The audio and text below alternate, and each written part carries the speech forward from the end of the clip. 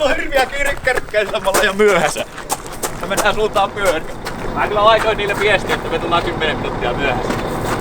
Piti tehdä tilaus ulkomaille, kun mä tarvittiin männänrenkaita, niin meni puhelimessa puoli tuntia. Kärkkäisellä. Kärkkäisellä. Katoppa, kun mä ajan tästä sillaa yli, mikä meillä on. Tätä ei olekaan näytetty. Tää on omanlainen tilanne.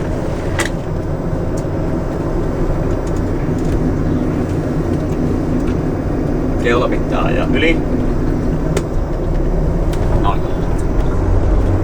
Jännittävä tilanne aina. Joo, noin pari vuosia onneksi siihen on jo niin oppinut, että ei se siitä mihinkään mene. Siis tipu. Ei se siitä mene. Ei se siitä mene yhtään mihinkään. Siis menee yli ja se on hyvin vahvistettu. Mulla on itse tekemässä sitä. Niin siellä on kyllä rautapalakkia ja siitä on mennyt kuule ihan kunnon betonivehkeet ja kaikki yli.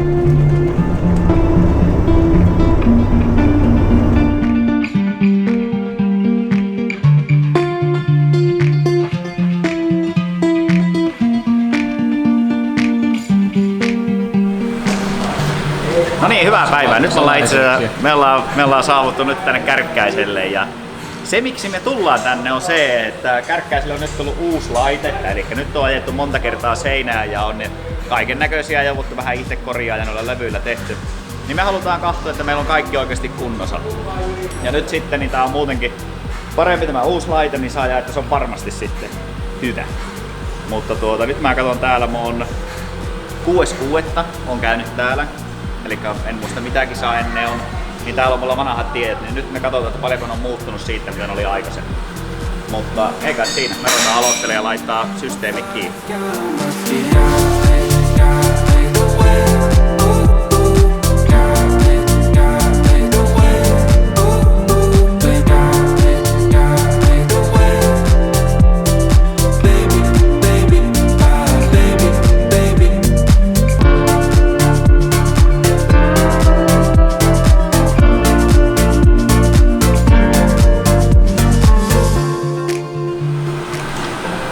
No niin, olipa kerrankin nätti tehdä tämmönen homma, että ei sitä itse tarvinnut mitään muuta kuin kertoa vaan pojille, että mitä laitetaan tuonne sääjöön. Elikkä se miksi me tosiaan haluttiin nyt tää tarkastus tehdä on se, että siinä on kuitenkin useampi kisa takana, sitten silloin on jouduttu säätää varsia, ollaan vaihdettu tiettyjä osia, niin silloin äkkiä siellä saattaa joku muuttua ja tuolla kun sä yrität niitä itse pihalla, vaikka meilläkin on ne astelevyt, millä me katsotaan, niin me nähdään sillä oikeastaan vaan niin kokonaisauraukset ja tämmöset, niin niihin ei pysty luottaa. Kärkkäisellä tosiaan nyt niin ne laittaa uuden laitteistoon, eli se on niin parasta mitä saa Hoffmanin laitteet, mitä käytetään. On Polokkarin merkikorjaamat, kaikki tämmöistä, eli se on oikeasti nyt niin viimeisen päälle tää laite, niin pystytään luottaa lukemiin ja tiedetään, että tämä auto on varmasti nyt niin hyvässä kunnossa. Sitten kerrotaan vähän, että minkälaiset meillä on nuot. Eli moni pitää sitä salaisuutena, että mikä se on niin tällä hetkellä pyörän kulmat, niin mä nyt ajattelin kuitenkin, että mä voin kertoa, että millä me ajetaan ja mistä me tykätään. Eli takapäässä meillä lähdetään kampeerista liikenteeseen. Eli kamperihan on sillä lailla, että kun me supataan, niin jos meillä on väärä kamperi, niin rengashan kuluu silloin joko ulko- tai sisälaijalta, ja jos se on oikein, niin silloin se kuluu tasaisesti. Ja jos se kuluu vaikka vaan sieltä toiselta laijalta, niin totta kai pito on silloin heikempi. Ja me halutaan saada sitä kumista kaikki irti, niin silloin me tehtiin sillä lailla, että me nykästiin tätä autoa alaspäin, eli saatiin jouset kasaan, ja sitten mitattiin, että paljonko siellä pitää olla sitä kamperia, että se on justiin silloin, kun on täysveto päällä, niin että se on se rengas suorassa. Ja sitähän meillä on tällä hetkellä 0,2 positiivista kamperia tuolla. Eli se on tosiaan ulospäin, eli silloin kun auto menee läjään, niin se pikkusen kääntyy niin sen jälkeen sisälle päin, niin silloin se on niin tasasuora silloin, kun me ajetaan. Ja ne on kyllä meillä ollut oikein hyvä tuossa, että se on tosiaan rattaat on kulunut tasaisesti, niin ei ole tarvinnut siihen tehdä mitään muutoksia. Aurausta takapäässä meillä on kokonaisauraus 10 milliä, eli 5 milliä per puoli on meillä aurausta. Ja se miksi meillä on aurausta tässä autossa noin paljon, eli jos ajatellaan normaali katuautoa, niin semmoista ei voi olla siinä, koska sehän söisi niin paljon sitä rengasta, että siellä ei olisi kohta mitään jäljellä. Mutta sutaavan renkaan pitua kun haetaan, niin sitä itse haetaan niin aika paljon tuolla, että miten se rengas käyttäytyy tai missä asennossa se on silloin kun se sutaa. Eli silloin kun meillä on enemmän aurausta, niin sitä enemmän me saadaan sutaavalle renkaalle pitua. Ja tuo on meillä ollut semmoinen hyvä kompromissi, että mulla ei isommalla ja pienemmällä, mutta tällä hetkellä meillä on tuo 10 milliä ja se on ollut oikeasti hyvä. Ja ne asetukset on nyt laitettu sinne. Etupää. Meillä on tällä hetkellä kamperia 4,5 astetta.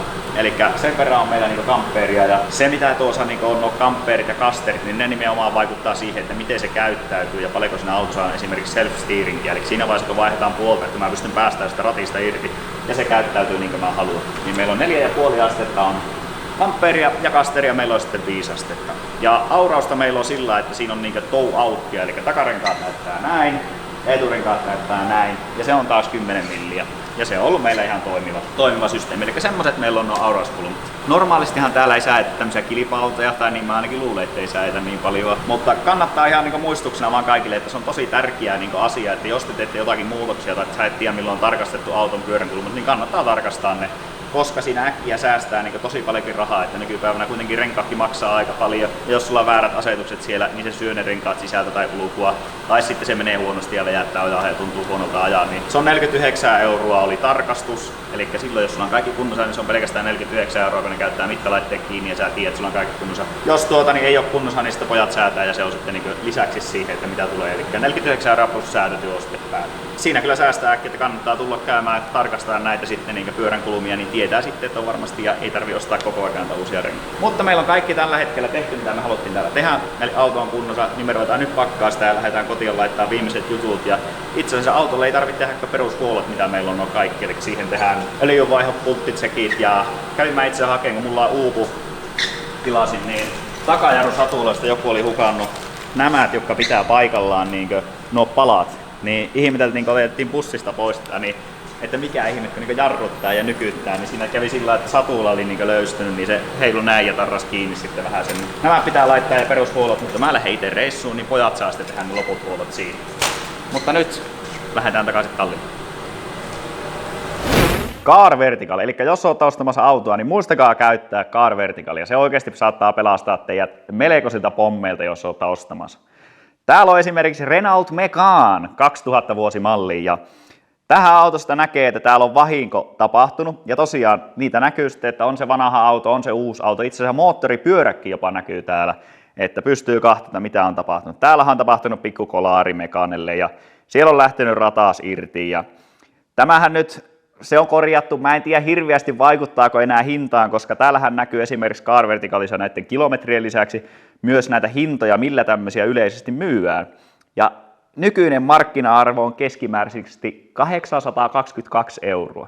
Eli en tiedä vaikuttaako hirveästi hintaa siinä, tuossa taitaa olla enemmänkin se, että onko katsastettu vaikka ei. Mutta kannattaa oikeasti tarkistaa ja te saatte 20% alennusta, jos te käytätte meidän koodia Motorsport tai sitten linkkiä tuolla YouTuben lisätiedoissa. Niin saatte 20% alennusta ja se saa myös meitä. Terve! Terve! Tuota niin mikä homma? Täällä on joku sutinäytös. Sutinäytös. 3 kertaa illassa sutia. Missä täällä? Kärkkäs. Sähän oot täällä, kun sä tiedät. Niin mä tiedän, mutta kun jäi vain tosta mikä sanomatta. tämän tapahtuman nimi? Kauppojen yö. Yötöntä yötä vietellään. Kaupat on koko yö auki ja Tepinkaan lähdetään kohta soppaan. Mitä me soppaan? En minä tiedä.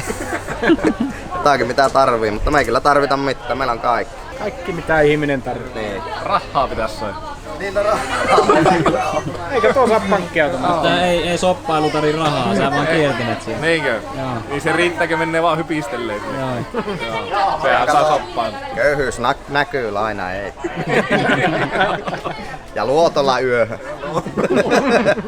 Luotola. Mä Tepitillä. Tepitillä.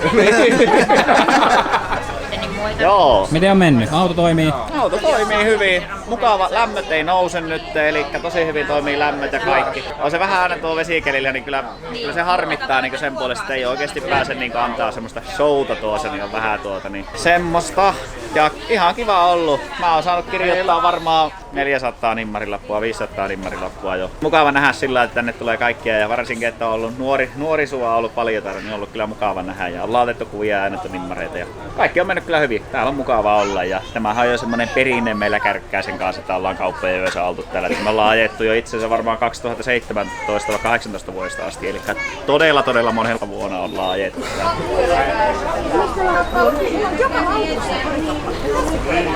Lähdetkö nimmareita kirjoittaa? Joo, mä lähden. Ei saa Mika kirjoittaa, sillä on tussin. Sullako joo? On se uros. Alhva. Mitä?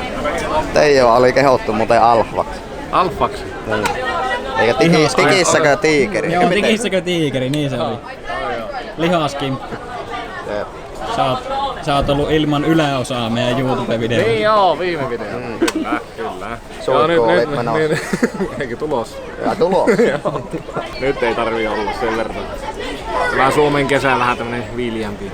No mutta satohan se siinäkin vettä silloin kun otettiin. Sato, mutta oli lämmin. Mäikä ei ollut mukana, niin tohti saippuankin puolta. Mikä on aikataulu?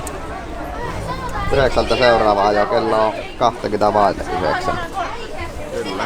Mestari vielä kuvia ja nimmareita jakelee siellä. Mukava, kun on noin paljon nuorisoa oikeesti. Näkee, että se nuori sua kiinnostaa. No jep. Nehän on tulevia rittaajia sitten. Innostusta näyttää olevan. En tiedä onko potentiaalia yhtä paljon kuin tuolla meidänkin. On varmasti. Sääli niitä. Säälliksikään jota sä voit. Niin, ja niitä mekaanikkoja, Niin, jotka niiden kanssa rupeaa värkkäämään. Onhan se aina tympiäkä menestystä ei tuu. Niin. No maalle jälkikasvulle itse ainakin jostain hevosia. Ei enää tätä samaa. Mä ajattelin, yksi sukupolvi riittää tätä. Mietipä jo nyt, kun on samaa rumpaa aloittaa. Pro Streetia. Sitä on. Sieltä lähdetään ping. Kyllähän ne sitten nehän ajaa jo sähköautolla. Niin on. Juliusti kun rupeaa niin. No mietipäkö sä joudut vielä maksaa. Niin. Ei oo sponsoriksi siihen. Tee piilolle vaan. Semmosta. Joo. Se on semmoista. Onko renkaat kunnossa? Joo, ne ei oo kulunut tänne. Ei oo kulunut. Ei oo, sen verran märkä. Auto on tankattu ja oliko napista painaa käyntiin? Onko tai tuluparajat puhistettu? Ei Onko siellä vettä? Ei siellä oo. Eikö oo? Ei. Saa katsoa täällä samaa miten sä tuon auton teet, niin kyllä se toimii, mutta hinnappaset autot tonne Saksaan tai Puolaan, niin ei toimi. Kyllä se toimii. Kyllä se nyt toimii.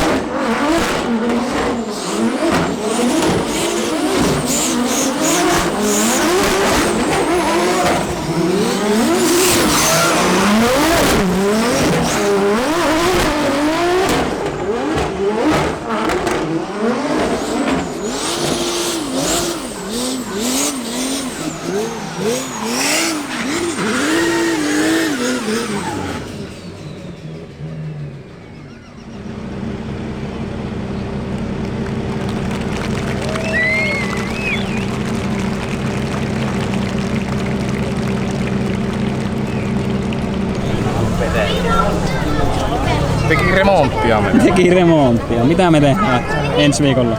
Korjataanko poikaan reissussa, niin Jonkun verran. joo, pikku juttu. Mikä meillä meni? Muutama taittua. No niin, kauppojen ajot rupias olemaan paketissa, että niin kyllähän se sai särettyäkin tuon auton vielä tuossa lopuksi, että sieltä meni varmaan joku tukivarre. Pitkittäistukivarren pultti takaa poikki, että näytti siltä niin kuin meillä meni silloin Pesämäellä ensimmäisissä testeissä tänä vuonna. Mutta se pääsee leviää tuossa ensi viikolla, kun me ruvetaan tarkastelemaan auton läpi.